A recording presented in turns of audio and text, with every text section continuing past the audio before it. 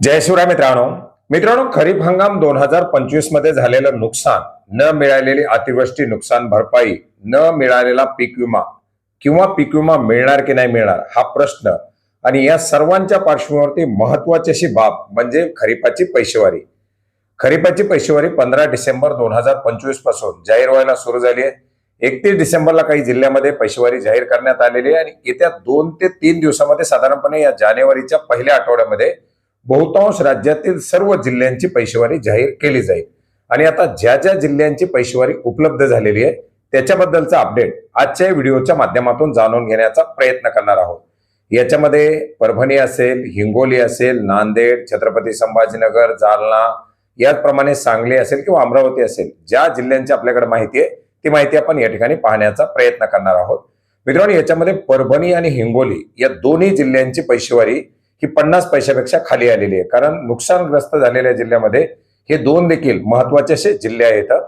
याच्यामध्ये परभणी तालुक्यातील 128 गावाची पैशेवारी 35 पैसे, जिंतूर मधील 169 गावाची पैशेवारी 41.33 पैसे, सेलू 95 गावांची पैशेवारी 46.33 पैसे, मानवत 54 गावांची पैशेवारी ही 45.20 पैसे, पाथरी तालुक्यातील 56 गावांची पैशेवारी 34 पैसे, सोनपेठ तालुक्यामधील 52 गावाची पैशेवारी 40.46 पैसे, गंगाखेड 105 गावांची पैशेवारी 42 पैसे, पालम 42 पैसे, पूर्णा 94 गावांची 44.78 पैसे, तर हिंगोली जिल्ह्यातील हिंगोली तालुक्यामधील 152 गावांची पैशेवारी ही 44.6 पैसे, कळमनुरी तालुक्यातील 148 गावांची पैशेवारी ही 39.87 पैसे, वसमत 151 गावं 48 पैसे, औंढा नागनाथ 122 गावं 45 पैसे, तर शेनगाव 133 गावाची पैशेवारी ही 45.47 पैसे आलेली आहे.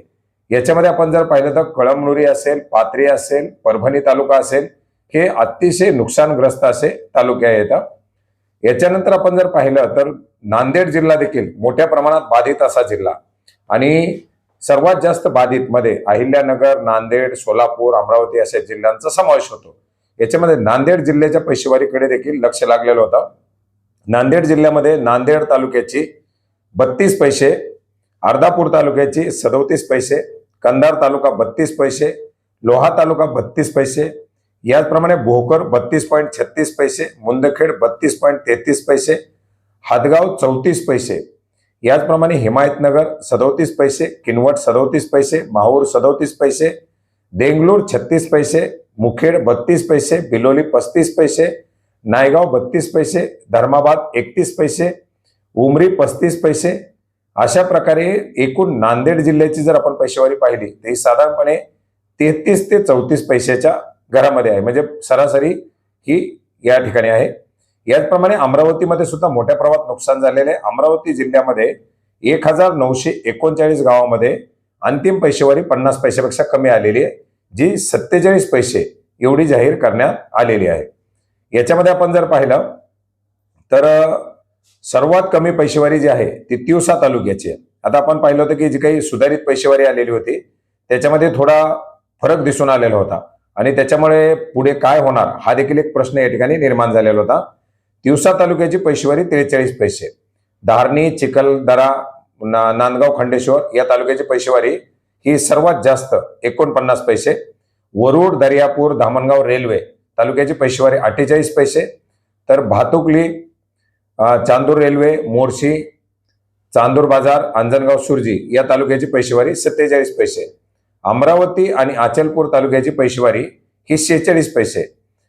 याच्यामध्ये आपण पाहिलं होतं की नजर अंदाज पैशेवारी असेल, सुधारित पैशेवारी असेल, ही 50 पैशापेक्षा वरती होती आणि त्याच्यामुळे अमरावतीची पैशेवारी कशी येणार याच्याकडे लक्ष होतं आणि अमरावतीची पैशेवारी सुद्धा 50 पैशाच्या खाली आलेली आहे.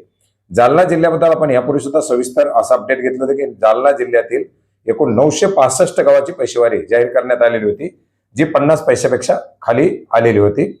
याचप्रमाणे सांगली जिल्ह्यामध्ये आपण जर पाहिलं तर 123 महसुली गावांची पैशेवारी ही जाहीर करण्यात आलेली आहे, ज्याच्यापैकी 54 गावाची खरीप पिकांची अंतिम पैशेवारी ही 50 पैशापेक्षा कमी आहे.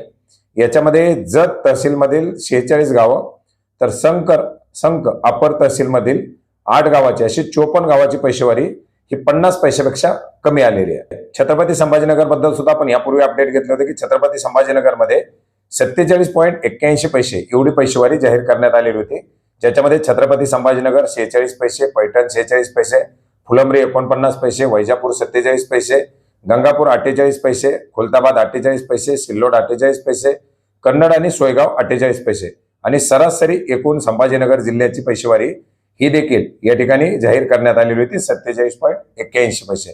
अशा प्रकारे सध्या आपल्याकडे उपलब्ध झालेल्या छत्रपती संभाजीनगर, जालना, याचप्रमाणे हिंगोली, परभणी, नांदेड, अमरावती आणि सांगली जिल्ह्याबद्दल हे अपडेट होतं.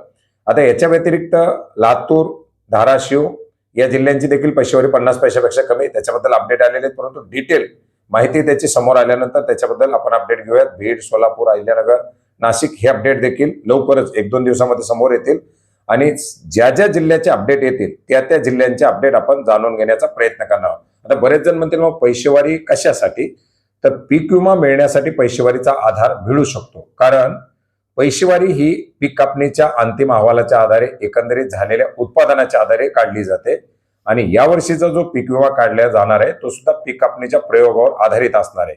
म्हणजे एकंदरीत पीक पैसेवारी जशी येईल तशाच प्रमाणामध्ये पीक कापणीच्या प्रयोगाचा डाटा असणार आहे. त्या पार्श्वभूमीवरती पीक विमा मिळण्यासाठी सुद्धा याची मोठी मदत मिळणार आहे. धन्यवाद.